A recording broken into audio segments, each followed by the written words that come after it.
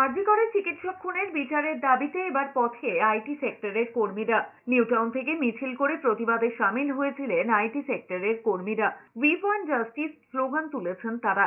এদিকে পথে নেমেছেন প্রেসিডেন্সি বিশ্ববিদ্যালয়ের পড়ুয়ারাও। গিটার হাতে উই ওয়ান্ট জাস্টিস স্লোগান তুলেছেন তারা। আরজি করের চিকিৎসক খুনে কলকাতা থেকে জেলায় প্রতিবাদ মিছিল চলছে।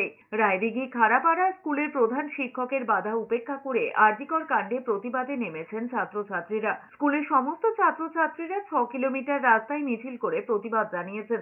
এদিকে আরজি করের চিকিৎসক এবং পড়ুয়া খুন ও ধর্ষণের প্রতিবাদে কৃষ্ণনগরের রাজপথে কৃষ্ণনগর শাখার আইসিডিএস কর্মীরা মিছিল করেছেন। কৃষ্ণনগর রাজপথে মিছিলে অংশগ্রহণ করেছিলেন শতাধিক আইসিডিএস কর্মী।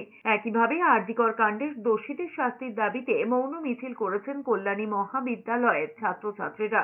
কল্যাণী মহাবিদ্যালয় থেকে এই মৌন মিছিল শুরু হয় এবং কল্যাণী জেএনএম হয়ে আবার মহাবিদ্যালয়ে এসে শেষ হয়েছে। আরজি কর হাসপাতালের নৃশংস ঘটনায় মুখ্যমন্ত্রীর কুশপুতুল দাহ করে 12 নম্বর জাতীয় সড়ক অবরোধ করে বিক্ষোভ দেখিয়েছে ভারতীয় জনতা পার্টি। রাজ্য সরকার কি পকেটে টাকায় করছে? আমার আপনার ট্যাক্সের টাকায় করছে। রাজ্য সরকার তো নিজের বাড়ি থেকে এনে টাকা করছে না, বরঞ্চ সরকারের টাকাগুলো লুকোচ্ছে।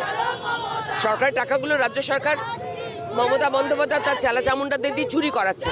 তো সেখানে তো সে টাকাগুলো তার ঘরে ঢুকছে, তার দালালদের ঘরে ঢুকছে। তো প্রশ্ন হচ্ছে, কেন পশ্চিমবঙ্গে যে মহিলারা যে টাকা পেয়েছে সেটা কেন ফেরত দেবে? ওটা সরকারের টাকা, মমতার আঁচলের তলায় ভূত করার টাকা নয়।